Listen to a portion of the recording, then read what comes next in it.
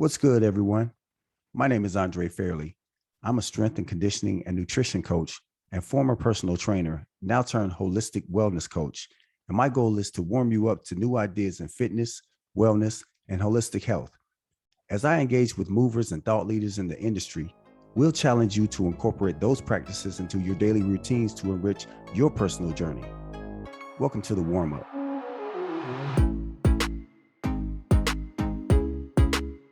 Today, I'll be talking with Jenny Slatiper Harris. Jenny is a licensed marriage and family therapist and a licensed professional counselor here in Texas. She holds a master's degree in family therapy with a graduate certificate in women's studies. Jenny has held several counseling positions serving at-risk youth and in direct care serving those battling eating disorders in the greater Austin and Houston areas, as well as extensive training in the treatment of eating disorders, relational concerns, abuse, and addiction. One of her main studies, though, is eating disorders, and that's what we'll be talking a lot about with her today. Now, aside from all of her accolades and everything that she's done for the community, Jenny is a good friend of mine. She was, in fact, one of the first clients I had as a personal trainer when I moved to Austin. So I'm looking forward to this conversation, and I hope you learned something from it as well. You were the first one to come up, and you were training for a wedding too. So I think you were one of my easiest clients because you actually had some inspiration and a reason why you were in there besides just looking good. That's funny.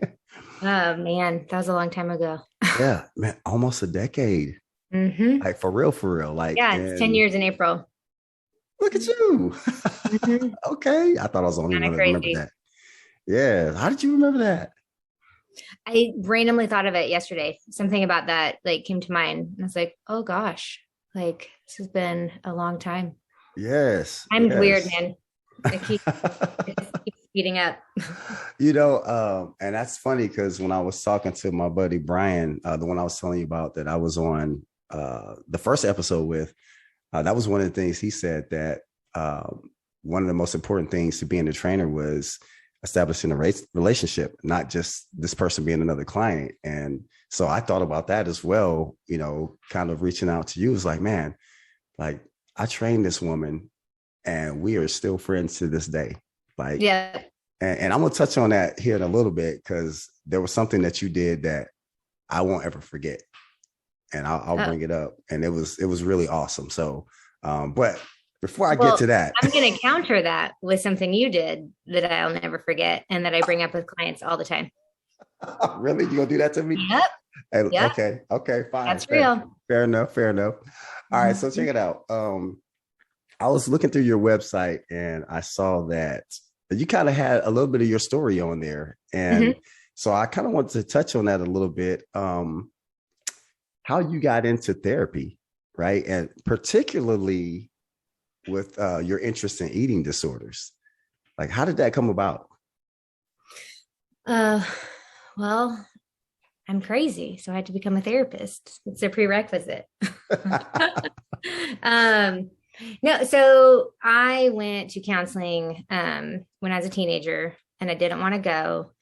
And I was kind of pissed off about it. And I had, really great intentions of not participating. I wasn't going to talk. She couldn't make me. I was going to sit there. We were both going to be miserable.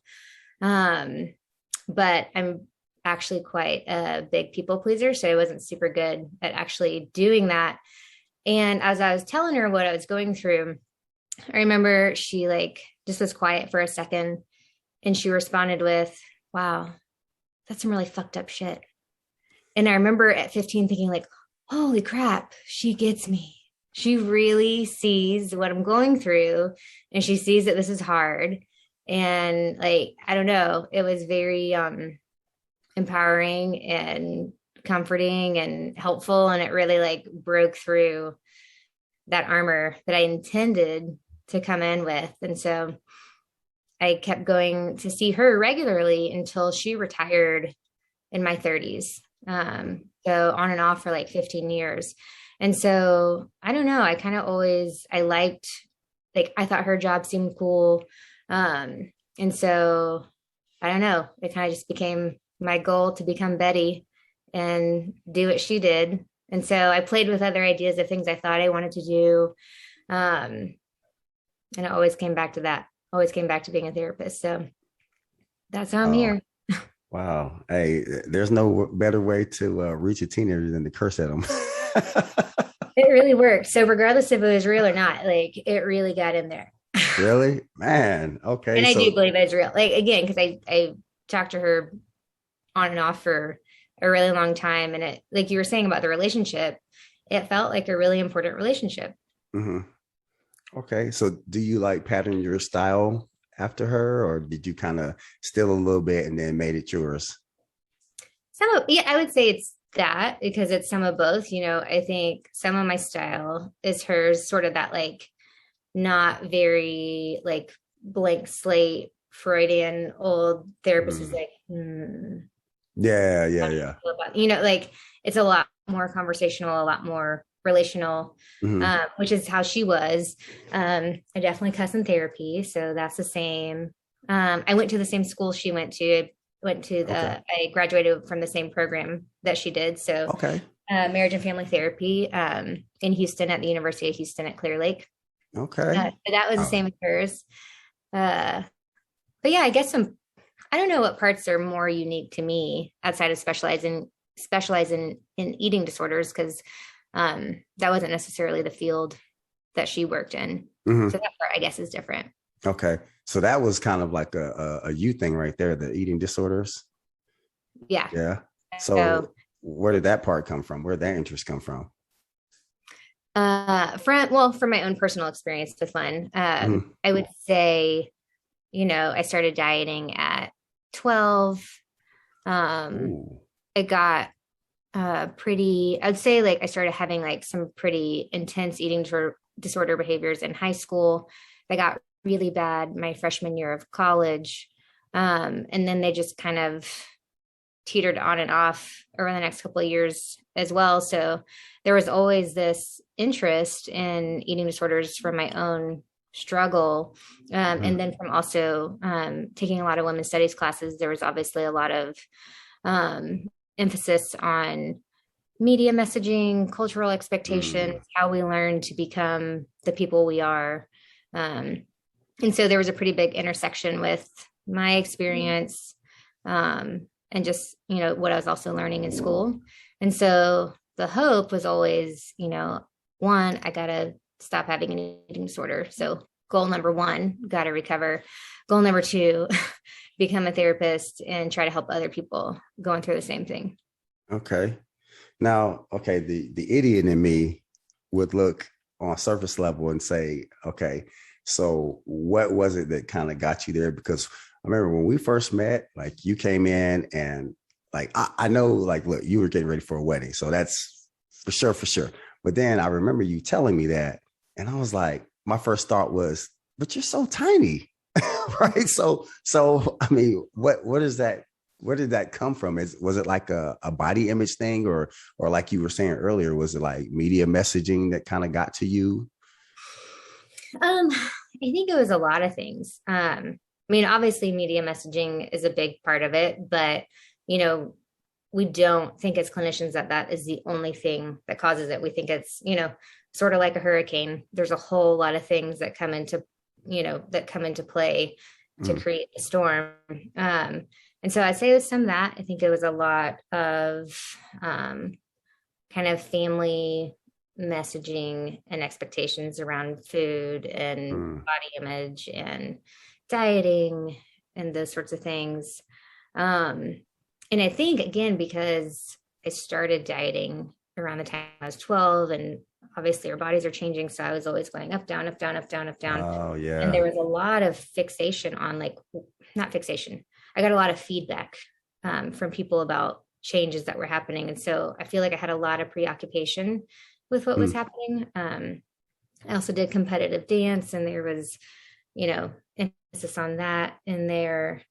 Oh Uh, yeah, I heard they're savage. can be, Like, can be.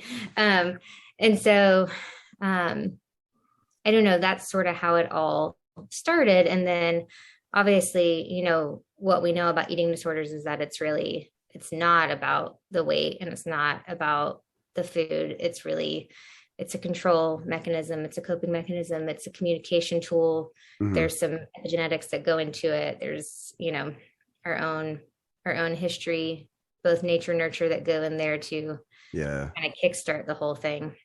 Mm, okay. Yeah. So that's multifaceted there. I get you on that.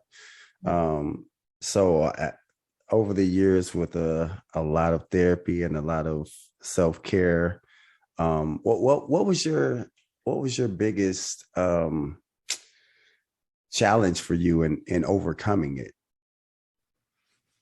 Um, I would say my biggest challenge in overcoming it was trying to recover while also still holding on to sort of the diet culture mentality of like, I want to control what's happening with my weight and Mm, like be sort of fixated on it, but I also don't want to have an eating disorder.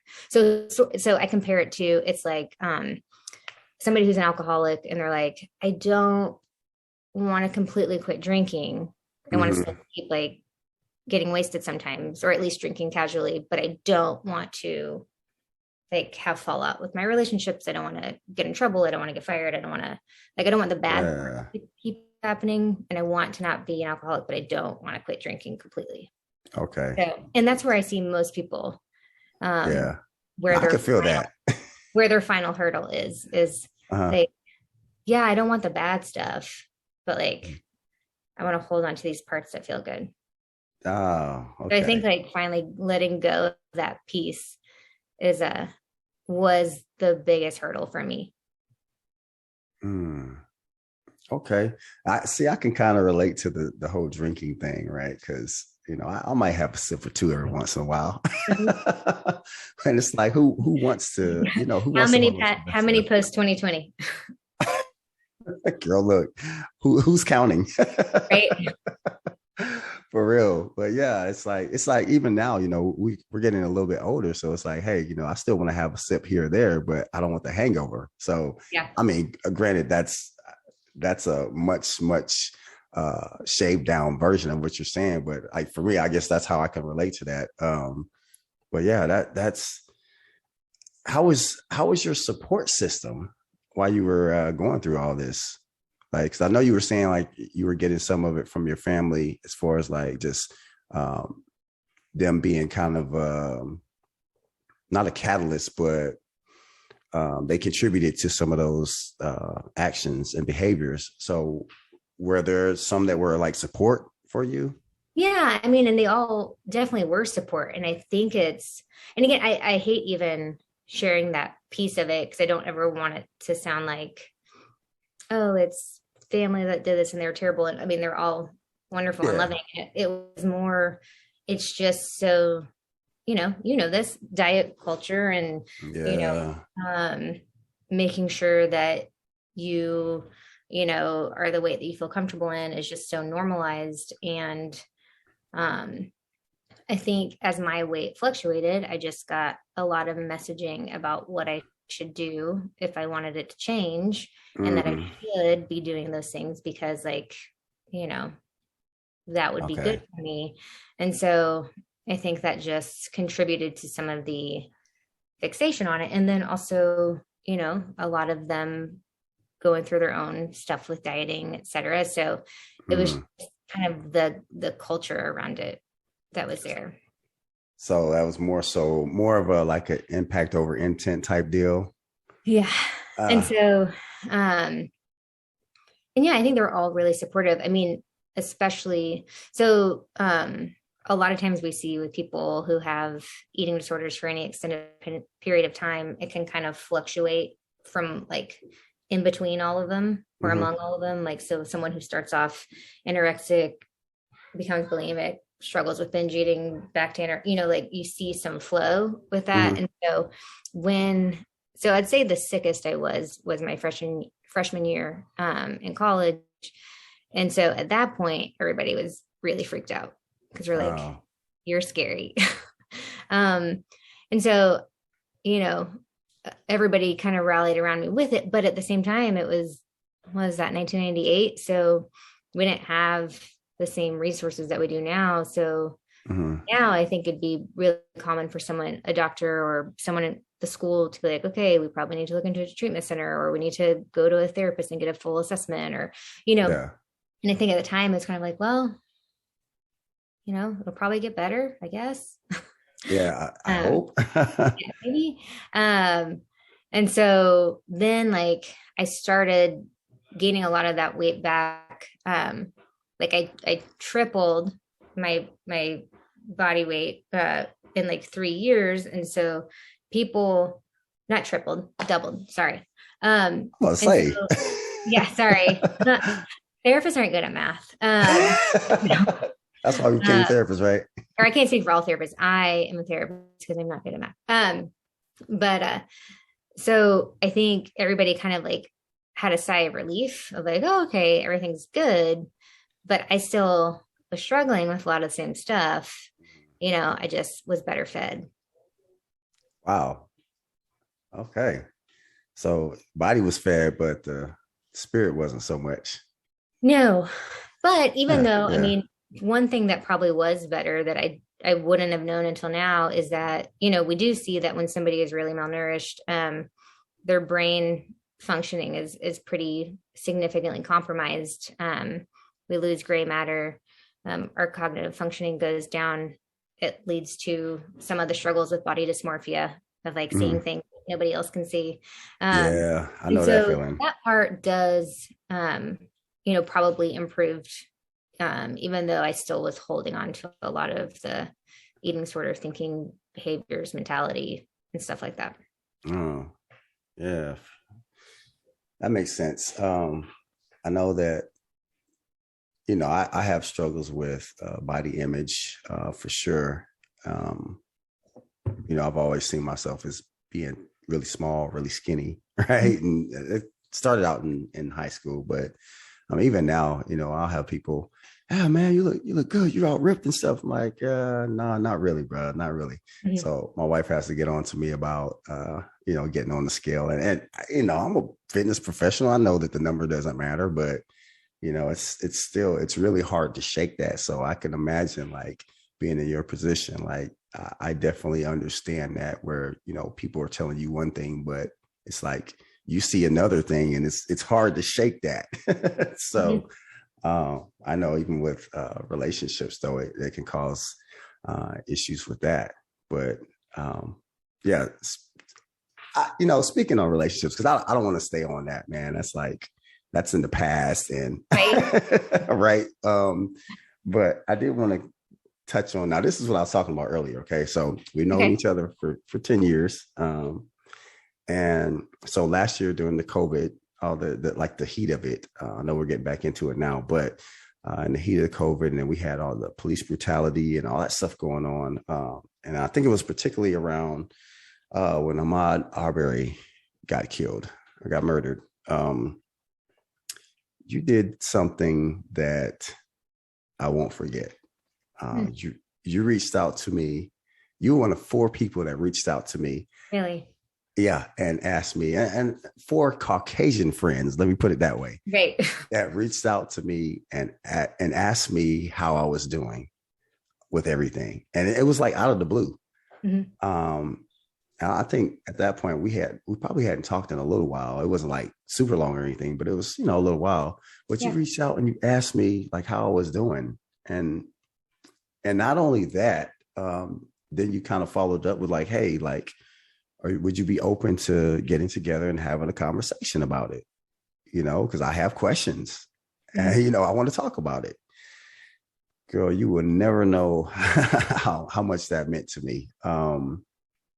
But it stuck out to me because the reality was that the empathy, the concern, the relationships, all of that stuff, I saw that it was really important to you, as it is to me. But also, you weren't afraid to sit in the discomfort of the situation and the discomfort of the moment. And so that really spoke to the type of person you are. Oh, well, thank you. I was really appreciative that you wanted to talk. But it's funny that you just said I wasn't scared to ask, but a part of me was, from that place of I want to be, I want to be helpful and I want to be a part of the solution, and I want to be a good friend, and, you know, privilege, guilt, and those sorts of things. And it's really easy to get into your head of like, is this good? Is this bad? Is this okay? And then to just have some paralysis around it versus just being a person and be like, hey, friend, this shit sucks. Like, how are you doing? What's going on? You know? And so Yeah.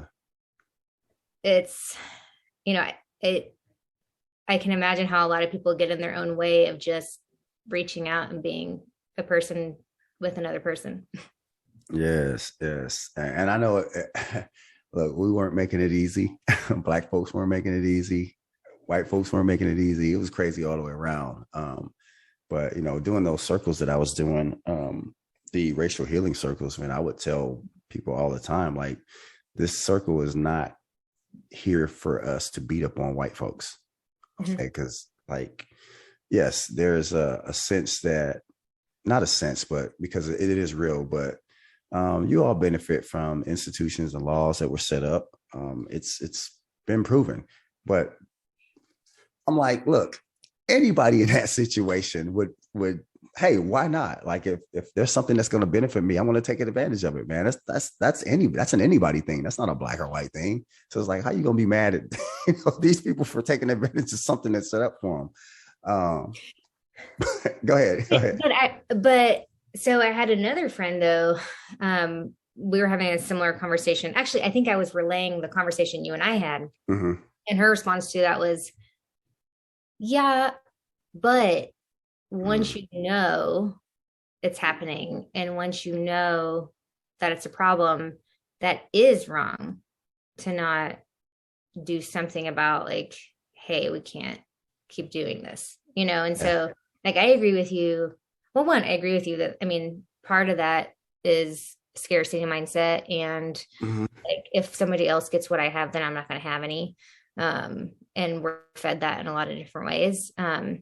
But there is problem with, once you have mindfulness around it and awareness around it, and then still are like, but I'm cool with it. Because that is a problem, you know? Yeah, no, I agree. And that's where I come in, like you said, with the whole but thing, or I should say, however. I'm trying to stop saying but. My coach got on to me about that last week. But here I go again. So yeah, and that's when the courage comes in, like, hey, have these conversations, get the understanding. And that's the problem with a lot of people nowadays, is that they don't seek understanding. Once they get something that is pleasing to their ears, then they're going to run with it, no matter how stupid it is, you know? So, but yeah, so with that courage that I was talking about, it's funny that you said you were, a small part of you was scared to talk. Well, I can't imagine why. No, I mean, but it's not from like fear of like, you were going to yell at me or be mad at me or anything like that, but more from the place of, you know, I want my feelings about it to convey the way I mean them. You know, I didn't. So let me back up. So, like, I think I've heard a lot of people talk about how a lot of what happened with BLM was a lot of like encouragement, support, rallying around, joining together. And then there was some that felt performative, you know? Yes. Like, I agree with that. I need the optics of this to look right, you know? So I think it was more that part of like, okay, this is coming from a place of love and empathy and concern and care and curiosity. And I don't want to contribute to more problem by like it coming across in a certain way. But I remember, I don't know if it was you or someone else. I remember someone saying, like, you just got to get over that part. If you say something stupid, someone will correct you, because you're probably not saying like, if you're not saying something horrific, it's probably forgivable, you know? And if you're willing to take feedback, that's a great teaching moment. Yeah. So I think it was more that, like, the fear of it, like I just wanted you to receive it in the way I meant it, you know? Hmm. Well, I received it Good. and I'm really grateful. Gift giving Uh, is my love language. yeah. Yeah. There you go. I got the book right there on my nights, or not my It's nightstand. a good My, one. yeah, it is. It is. Um, how is that? How's that courage helped you to navigate with other areas in your life, like the whole being able to sit in the discomfort, right? Because that does take courage. But how's that? How are you able to manage that and utilize it with other areas of your life? Mm. Well, I don't in a lot. Yeah. uh, I mean, some. I mean, I think that's an ongoing project for probably everybody, because discomfort is unavoidable, and Hmm. sometimes we're better at it than others.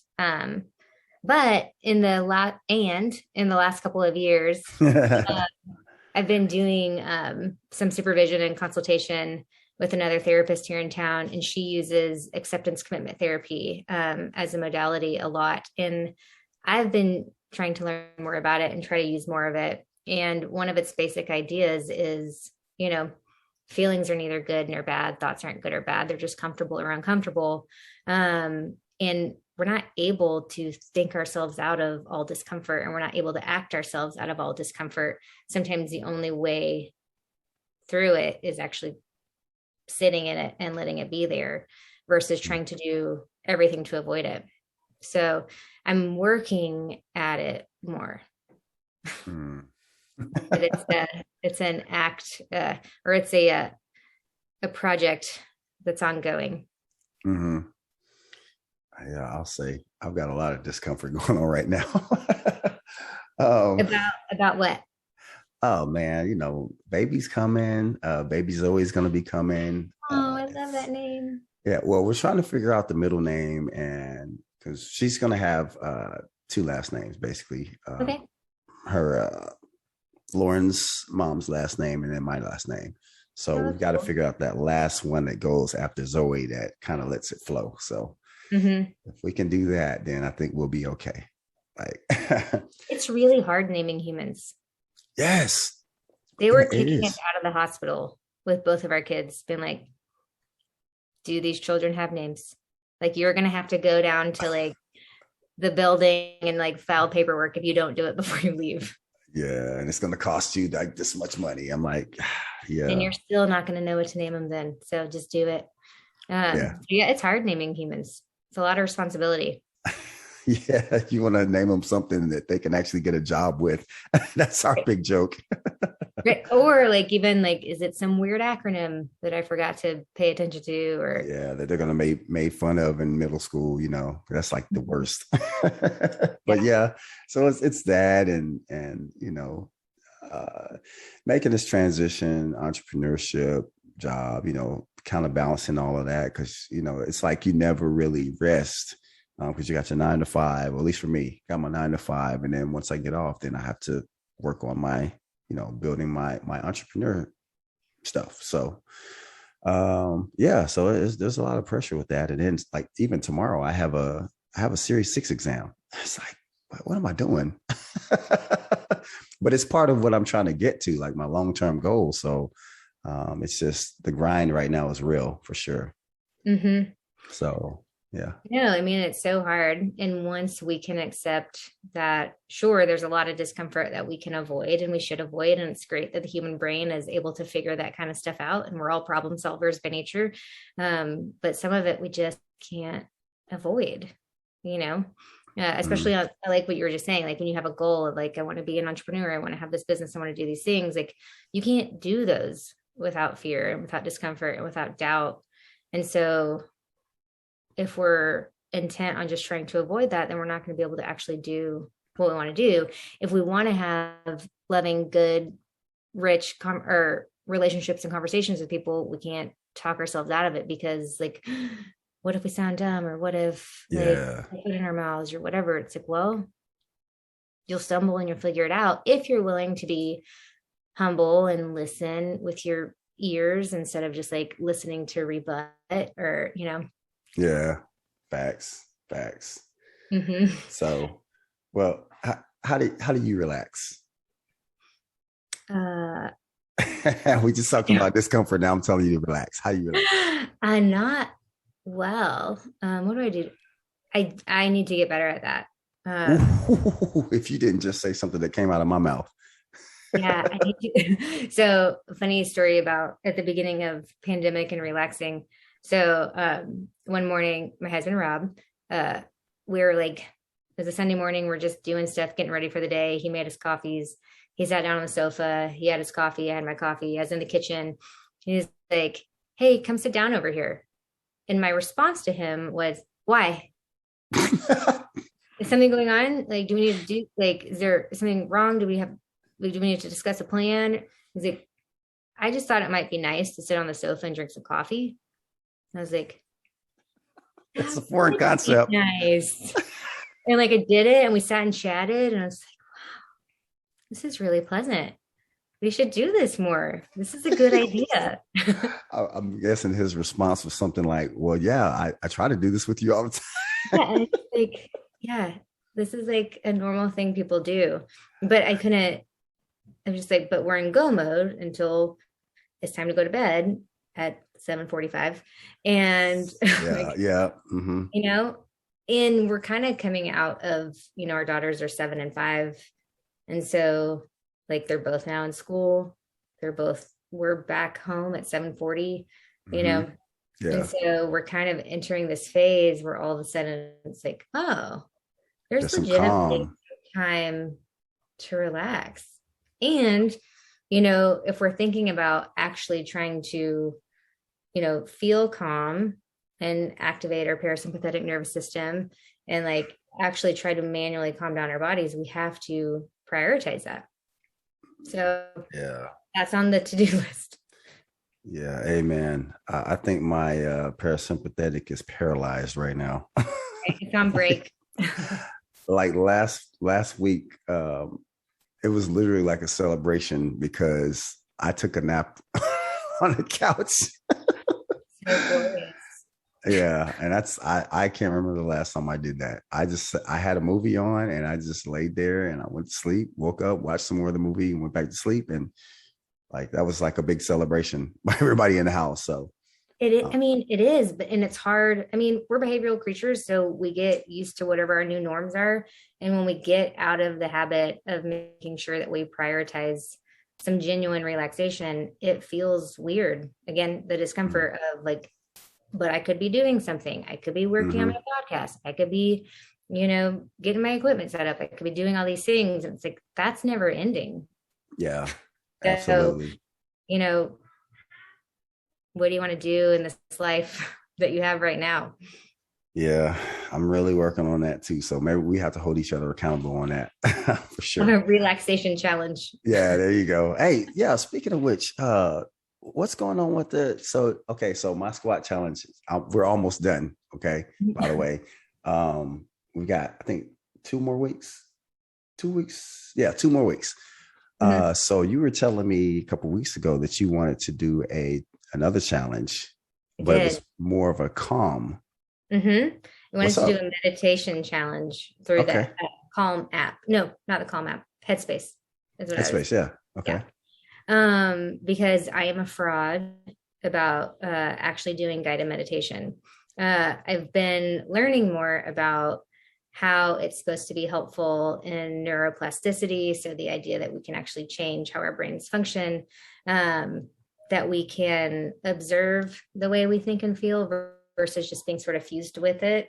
Mm-hmm. Um, so like the difference between, like, everything's terrible to, wow, I'm really struggling with everything that's going on right now and feeling really stressed out. Um, and so the idea of defusing from that or getting a little bit of distance can hopefully better help you figure out what are you going to do about it versus just kind of reacting to it. Okay. And so I really buy in to the concept of guided meditation, but I haven't been able to get myself to do it. Really? And so when I talk about it with clients all the time, and most people's responses are, yeah, we want to do it, but it's hard to remember, or it's hard to prioritize Mm-hmm. it, or, you know, it feels weird, it's uncomfortable, and so we don't do it. And so I was like, maybe we should do Mm, a guided meditation mindfulness challenge. I'm with it. Because that's definitely something that I got to do myself. And yeah, I don't want to be a fraud either. But yeah, I do remember before I moved here to Austin, I actually started meditating back in just before 2010.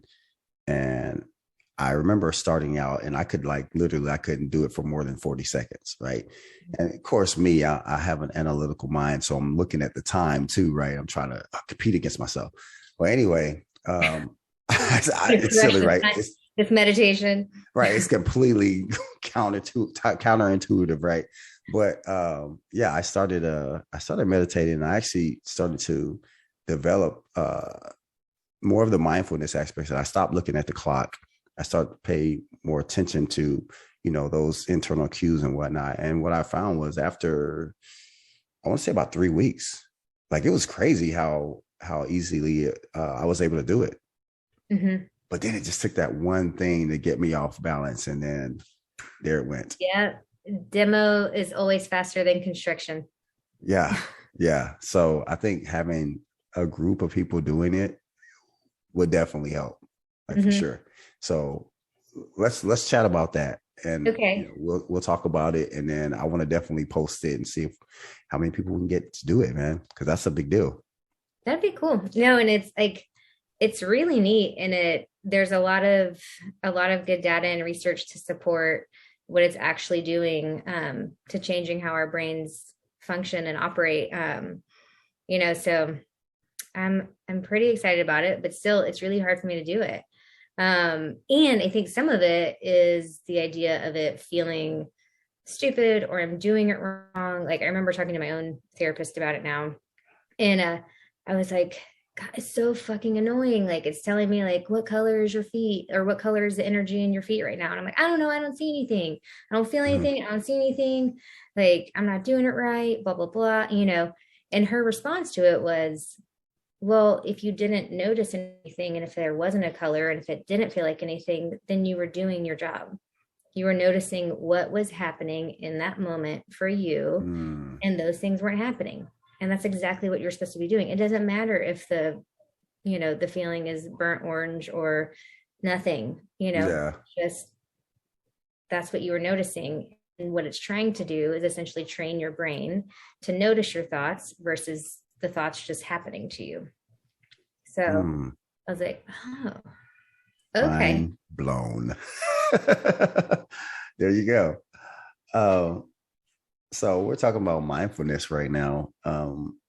I got to ask this question: like, how do you define, as a we'll say mental health specialist, how do you define wellness? That is a big question. Um, And you could even tie it into like you can use like, okay, what are your top 3 areas that you focus on in your own wellness journey? Maybe that'll help you answer that question. See, I'm trying to help you. I'm trying to throw you curveballs here. I know. I'm still struggle busting. Um, so how do I define wellness? And define it for myself. Well, so for me, obviously, because I have recovered from an eating disorder, I work primarily with clients who have eating disorders, and I believe in intuitive eating, health at every size, and some of those concepts. For me, wellness includes really trying to let go of the idea that I'm supposed to manipulate and manage what's happening to the number on the scale for me, and instead just trying to make sure that I'm eating in a way that feels good, that I'm moving in a way that feels good, that I'm living in a way that feels good, and that there's a wide variety of all the stuff. For me, like if any sort of restriction stuff kind of gets in there at this point, it starts to throw things off. Like even when I was pregnant with Charlotte, I was diagnosed with gestational diabetes. Mhm. And, so I had to really restrict sugars and those sorts of things. And I noticed I'd walk into Randall's and it'd be like these crappy donuts that don't even taste good. And I'd be like, oh, this looks so good. I'd be thinking about them all day. And I was like, wow, the preoccupation is so real. Hmm. When you remove it from the table, then it just gets this power that I don't want it to have. So for me, I'd say that's one of my biggest wellness goals is just to eat intuitively and try to practice acceptance with what is happening with my aging and changing body. And also having those same values for my family. That's one. Two, I would say moving in a way that feels good. I feel like in the last year, since turning 40, I feel like I've flipped over in the massage of life. You're like, oh God, it's halfway over. That's an interesting analogy. And it like I'm starting to be more aware of like, wow, I want to live a long life and I want to be able to do stuff and I want to be able to go on hiking trips and I want to move and not hurt as much as possible. And so wanting to keep moving and keep doing stuff in a way that is doable, accessible, and fun so that I'm not like talking myself out of it or so that it's not like toxic and feeling yucky. So I'd say that's one of them. Okay. So like even like the other day when you had your squat challenge or whatever, I was like, that's fun. I think that's fun. If you'd said, do you want to do a lunging challenge? I was like, hell no. That's not fun at all. Like, well, technically that's a squat too, but we're gonna leave that alone. But it's like that's fun. And it's fun to be competitive and like I'm in a space where if I didn't do it, it wasn't like I was going to fixate on it or anything. So I'm like, I like having those kind of things happening because also, we're now like in eating disorder recovery really believe that movement can be a strong component of working on recovery, of healing your relationship with your body and exercise and, food and all that kind of stuff. So I think that's in there. And then lastly, I guess intentionality and mindfulness about how you're living, because I think the relationships you cultivate, how you spend your time, those things all contribute to your overall well-being and health. And so when I think of wellness, I really think of, mind, body, spirit. So that's my answer. Okay. That's it. I did it. Hey, she did it. What's yours? Clap. I'm sweaty. Let me take the spotlight off you now. Yeah, I'm really, really more so about movement now. Before it was looking good. But now it's just moving. I was telling the kids the other day, yes, I teach science, but I also teach a lot of life lessons, and a lot of my health and fitness background comes in there too. So I was like, look, guys, ultimately what it boils down to, it's not even so much important that you look good physically, but it's more about the quality of life. Like we want to live to a ripe old age, but I don't want to be, 91 in a wheelchair. I don't want to be 91 and I can't get up from the couch. You know what I'm saying? Like that. I want to be able to live as long of a quality life as I can. And that's one of the big things for me now. That's very important for me now. Also the mindfulness component, really being intuitive about my body, about my mind, my spirit. And I think ultimately that flows out into your relationships with others. So I think that's the really important part for me as well. And then, with the nutrition part, I don't know. It just doesn't seem like it's so important to me anymore. And I know that's probably wrong to say, but I don't care. It's not wrong. I'm the diet police, so yeah. Yeah. I mean, me being a nutrition coach, man, but my philosophy has completely changed, even from when, we were training together. Mm-hmm. Um, it's not the number on the scale anymore. It's how are you feeling? It's showing yourself grace when you do eat an extra donut. It's, hey, like, okay, so that happened. Mm-hmm. Yes, there will be a consequence to it, but you know, how can we move forward and kind of get back on track, if you will. So it's more about that. So I'd say movement, mindfulness, uh, and you said intentionality, but let me just say intuitiveness. Okay. So, oh no, even more so. No, I take that back. Grace, Okay. showing yourself grace.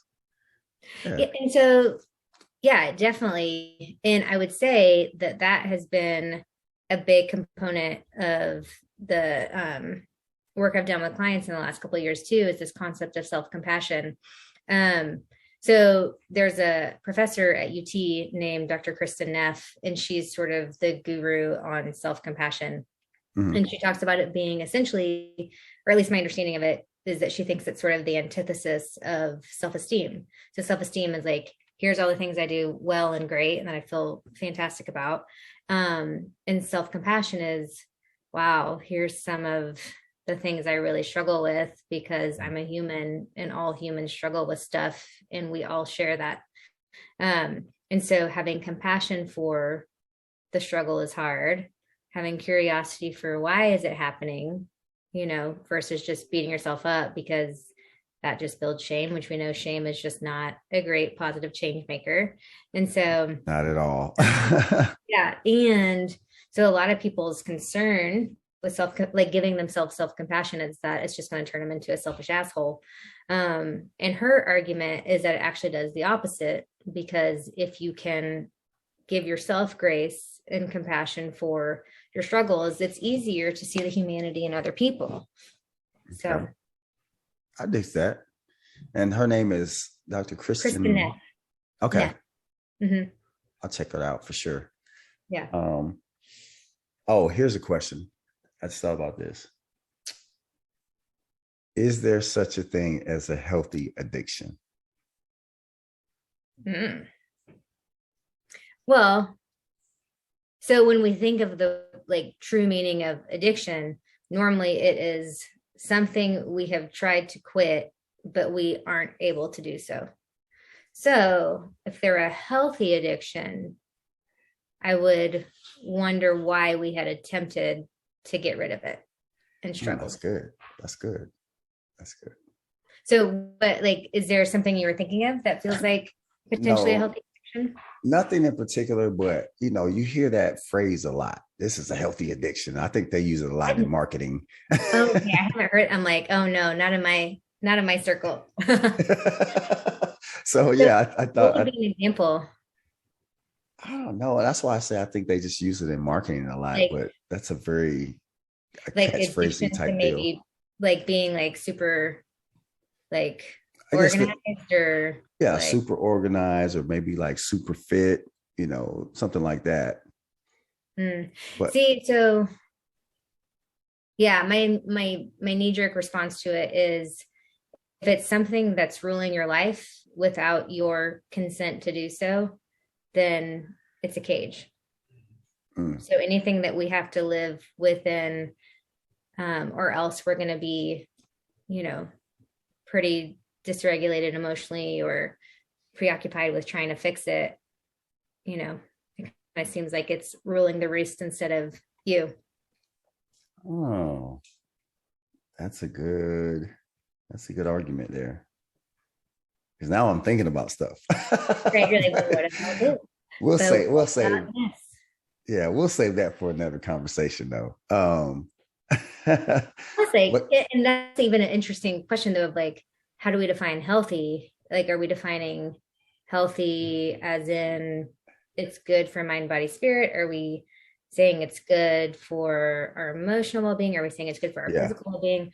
Because even like some people, again, kind of tying back in eating disorder world, there's a lot of people because of the medicalization of thinness, that look to be really fit, quote unquote, and seem to be in great health. But then when you take some, certain vitals or do their vitals in a certain way, we see that they're actually not that physically healthy, or there's a lot of physical repercussions that can come from, trying to train your body without appropriate fuel. So, Yep. like, how do we define healthy is always like a big question for me. I think a lot of times it boils down to the emotional factor, the feeling. And that can be dangerous, right? Because a lot of times, even with clients that I, talk to, it's like, hey, there's nothing wrong with emotions. You definitely have to recognize emotions and be intentional about that. But the issue comes when you simply react to the emotion. So I think when we talk about healthy addictions, I think that really speaks to healthy for how you're feeling, and not even necessarily emotions. It's just like that feeling of the reaction, the reactionary side of it. So I don't know. The reactionary side is typically coming from a place of fight or flight, which is not connected to, the executive functioning part of our brain that gets to decide, like, who do I want to be? How do I want to act, et cetera. So, in general, when we're reactive, we're not really getting to choose how we show up in that moment. Okay. That's why you're the nerd here. But even though, like, it's my very layman understanding of it. But yeah, I mean, so kind of going back to the idea of mindfulness and working on guided meditation, and that's essentially being like a training of how you train the brain to think differently, or to attend to your thoughts and feelings differently. So you're not just reacting to it like, everything's terrible. And instead of like, wow, you're feeling really overwhelmed and really wanting to do something, what do you actually want to do right now? Yeah. I'm really trying not to go there. Do it. Because I think about like people who are like really into working out per se. So I think about, okay, well, you may consider this a healthy addiction, but I look at, okay, how far off balance is it going to throw your homeostasis if you stop or even slow down? Like, because for me, it's, there was a point in time where I had to go to the gym at least 6 times a week. Like, it got that bad, Jen. Yeah, that's a lot. And keep in mind, like, I know the scientific data, like, on what we're supposed to do, the optimal, frequencies and all that stuff. I know that stuff, but in my mind, I had trained my brain to, like, I have to go at least 6 times a week. And it got to the point where there wasn't even any, I didn't change my routines. I was just lifting weights, and I think it has to do something with that body image. But okay, so what happened when I stopped doing that? It was a struggle. Yeah, it really was. Push back in the cage. Yeah. Get back in the box, get back in the cage where things are safe. Granted, it's small. There's 4 walls. You can't get out of there. And so I do think that's a problem when it is ruling you, and there can't be normal human flexibility with that. We aren't machines. Things are going to come up in life. You can't always work out the way you always have. You can't always eat the way you normally do. You can't always sleep the way you normally do. You can't always get housework done the way you normally do, because shit happens. Life changes, and when we can't have some flexibility, yes, it's good to have structure, but structure with flexibility, then it's a problem. And, if it's causing, emotional dysregulation that feels really out of control, then is the payoff worth the cost? And I get into that discussion with people, and I believe that people get to make that choice for themselves. Like I've had some people in session who will say, no, I don't care. I'm perfectly fine having to work out 6 days a week. And I'm not Mm, willing to change that. I'm fine continuing to have an eating disorder. I don't want to change it. I'm like, that's okay. I mean, that's your yeah. choice. It's Yeah. just my job to give you informed consent about what Mhm. I perceive it's costing you, but I don't get to make that decision for you.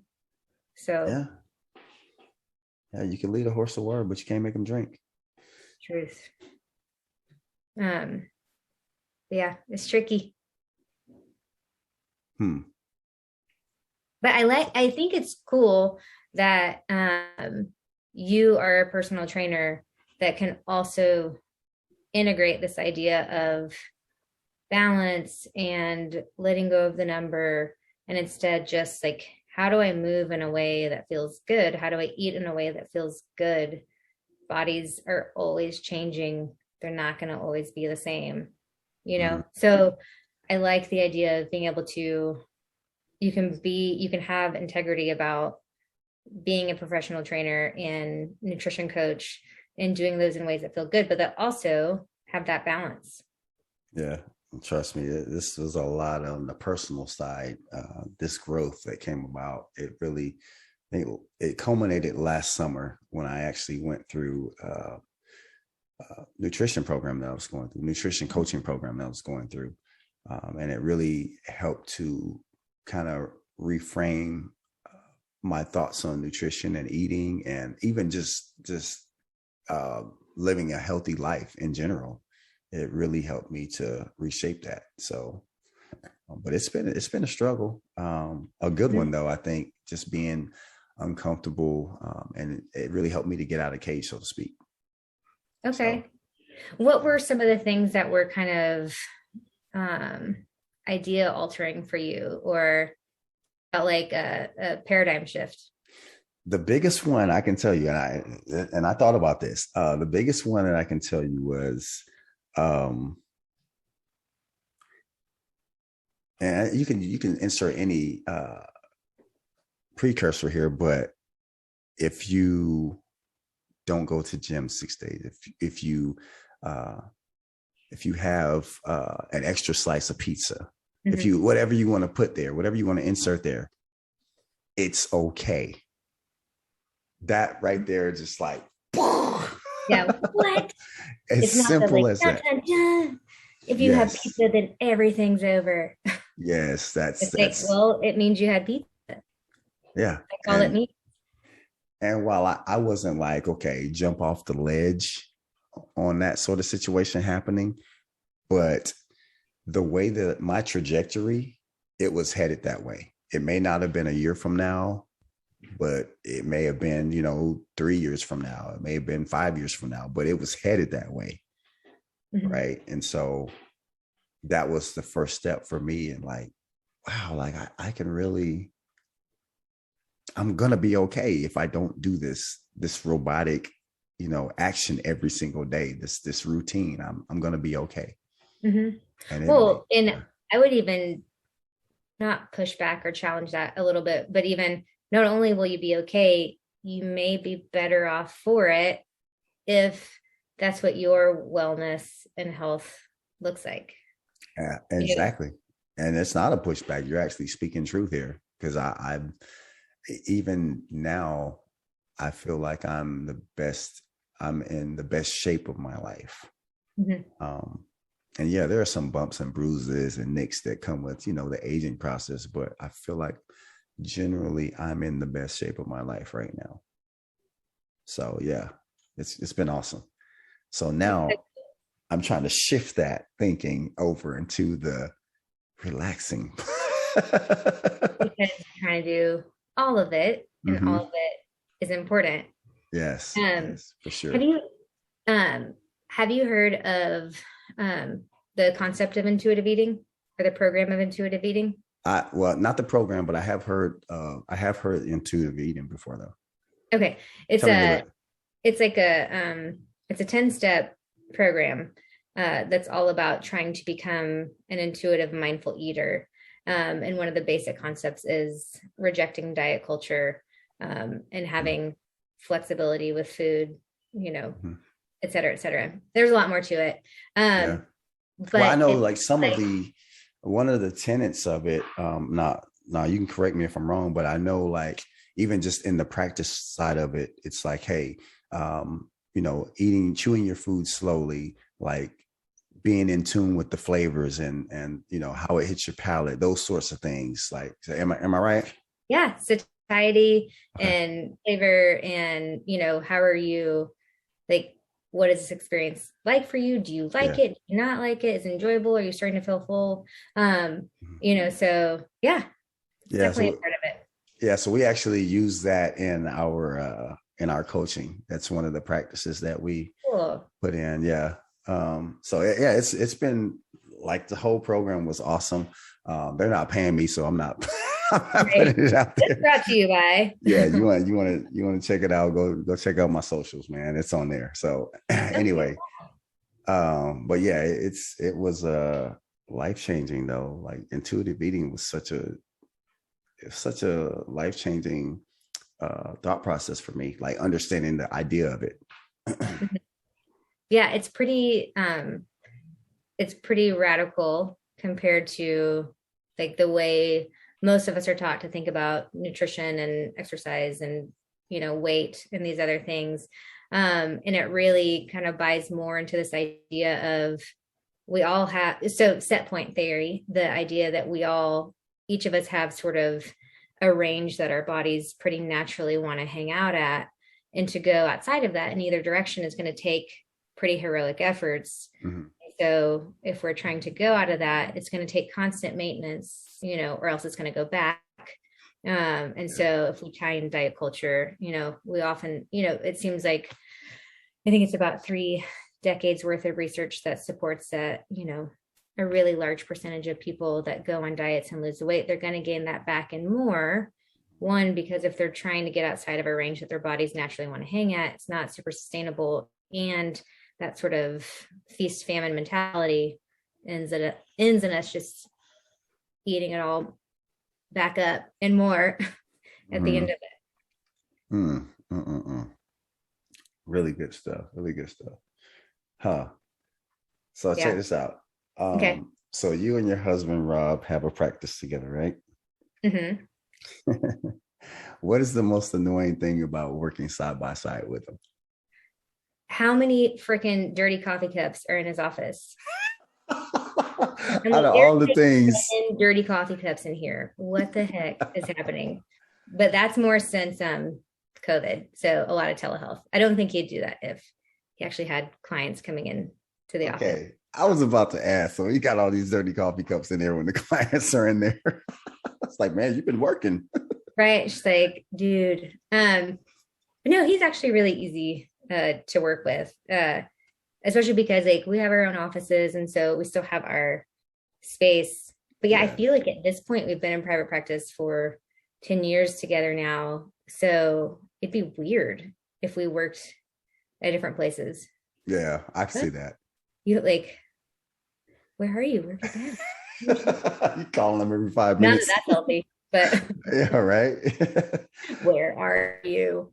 Yeah, Um, I told Lauren that the other day, and she was like, "Oh my God, they work together! Wow!" And you could just see her looking up in the stars or something. It's like, that's funny. But no, I like it. I think the hardest, probably the like legitimate hardest part is, when you're both marriage partners and, you know, business owners together and both invested in making things go well, it's hard to have some of those conversations when you want to call the other one out on something or mm, think that someone needs to pick up the slack somewhere, even though obviously in a marriage, like you work on those things with home life, but to add them into the business part is kind of hard. yeah, that's really impressive though that you all can do all of that together. Well, it's two therapists. There's lots of talk and feelings and, you know, Yeah, yeah. reflection. What I hear you saying, So I yeah, bet you think I'm a lazy ass. so Lauren is in she's in school right now. to become a marriage, marriage therapist. Really? Yeah, she's going to Really? Northwest. Yeah. Get out of town. Yeah, she's I think she's on her third class now. Second or third class. Is she an LMFT? Or is she going to be an LMFT? Yep. Have her call me. I will. I've been trying Lauren, to get y'all together for like 2 years now. Lauren, call me. No, I will. But yes, I hear a lot of that because she's like, so she's been reading on this stuff. Like she's been in tune with what is it? Postmodernism and like all like she was telling me about that the other day. Is like, girl, you ain't even got to that yet in class. But she's like, she's just naturally. It is good stuff though. All the narrative therapy and solution focused and all that kind of stuff. So when you're talking to me about this stuff, I actually kind of understand some of the stuff you're saying. Have her call me. I will for sure. But yeah, okay. So look, I know we got to go. See, that's what happens when friends get on. Rob's already looked in once, like we got to go watch The Mandalorian. So I'm being called to Star Wars. We watched all the Star Wars while we had COVID. So I got Disney Plus now. That's the death of me now because I'm always on Disney Plus. All right, so I got one more question for you. Okay, this is a fun one. Okay. All right, if you had your own talk show, who would your first 3 guests be? Oh heavens! Anybody you want, except for family members. Anybody, dead or alive? Oh. Gracious. I was joking with someone earlier that I saw a meme that was I'm going to start a podcast called Are You Mad at Me? And every week I'm going to invite a friend on and be like, are you mad at me? I was like worried I've done something terrible. But so I wouldn't have that one. So who would I have? Okay. This is hard. It's always the fun questions that are the hardest though.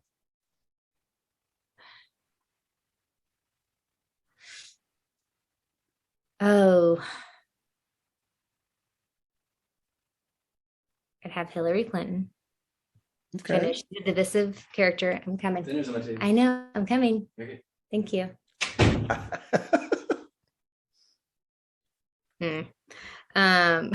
Tell Rob I said hi. He's gonna kill me. Okay. Who else? Okay, last 2.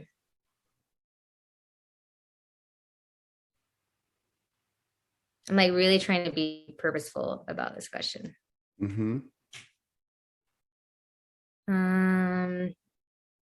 Will Ferrell.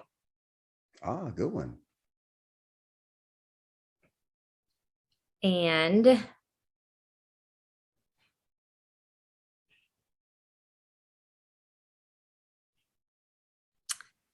probably my guy, Obama. Now that would be a really interesting conversation. Now you having them all on at the same time? Yes. Sweet. I love it. That's really funny. I'm gonna keep thinking on it. I may need to send in a resubmission of my answers. That was just off the top of my head. Right on. But I want to, so I need to go because I'm getting stink-eyed. But I wanted to say the thing that you told me that I tell people all the time about perfectionism. So, because in the eating disorder world, there's a lot of perfectionists, and typically it's sort of that cage idea that we were talking about that, nothing's ever good enough. Like you can't even get to celebrate when you do well because it's like, well, on to the next thing. Or if I don't think I can do 110%, then I'm just not going to show up, sort of stuff. And I remember talking to you about like having to battle perfectionism or like working on that in work. And you were like, oh, I love being a perfectionist. And I was like, what do you like about it? And your response was, I love the idea that you could always be better. The sky's the limit. And that's awesome. The idea that like, I'm great today and I could be better tomorrow.